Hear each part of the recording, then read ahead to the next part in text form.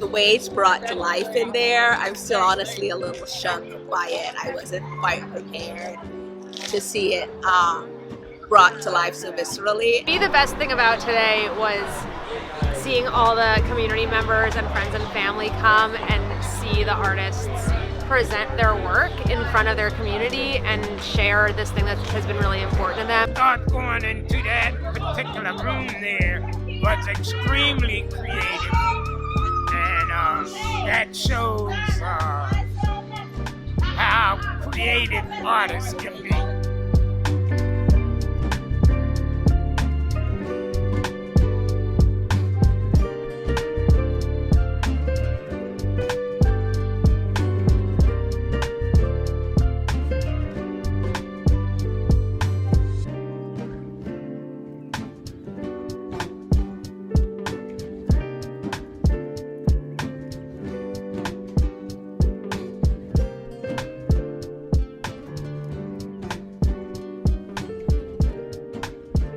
My name is Brian Bazemore. I am a West Philadelphia local artist, community activist.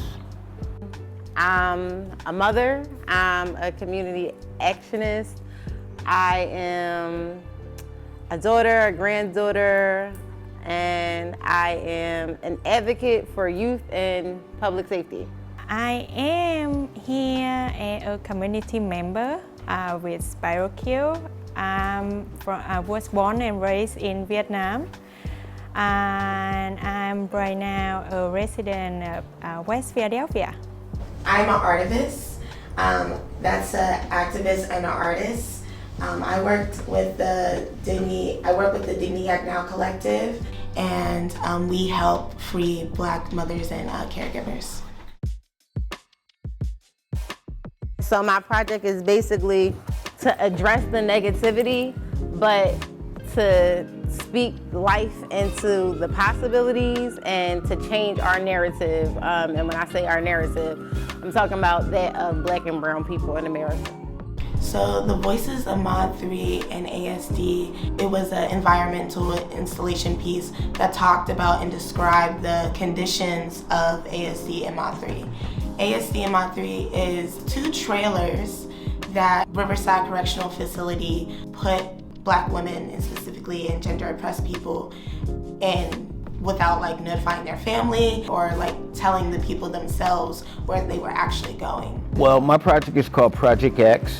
I plan to take a road trip through Western Pennsylvania and seek out members of the Ku Klux Klan. Out of that is my hope that I will come up with enough source material to create an interactive installation around the road trip and the people that I plan to meet.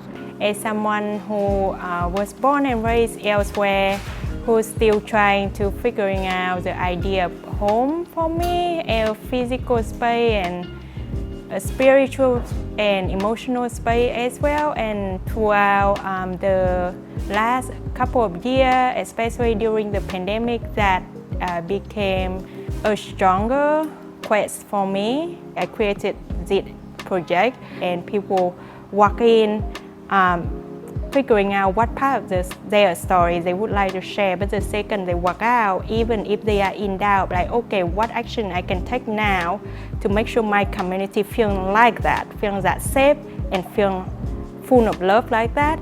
There are other people who have project right there to remind them, here is a step you can take right now. The walls of the installation piece were made of letters of the women who are in Mod 3 and ASD. I wanted to give them a voice and a platform for people to be able to hear what is going on, see what is going on. In the middle of the installation, I had a plexiglass box that I did a movement performance, and I had people write on the plexiglass what they believe Black liberation is. The Art and Resistance Fair was a beautiful day for me. It felt very accomplished. Just to see it all come together the way it did it was amazing to me. The Fair Day was a day that I had the opportunity to stand up in front of a group of people and talk about my project. I have built a community with the people that have been with me in InQbate as a kind of community that not just one-time thing or one-day thing. We became a community and we are part of a larger community now. Seeing like how other projects from other cohort members growing, thriving, and being able to be part of that to support them is like seeing the community keep building and growing by itself. I think that also made me feel safe and loved. I think it was unique to me to work with different groups of people. So there were young people, there was elder people, there were Black people, there were white people, there were people of color. It was a hodgepodge of energy, hodgepodge of thoughts. I didn't consider myself an artist before my invitation to join the InQbate project, and I'm so glad that I did because I realized my artistic capabilities and the fact that what is inside of me is necessary to come out into the world.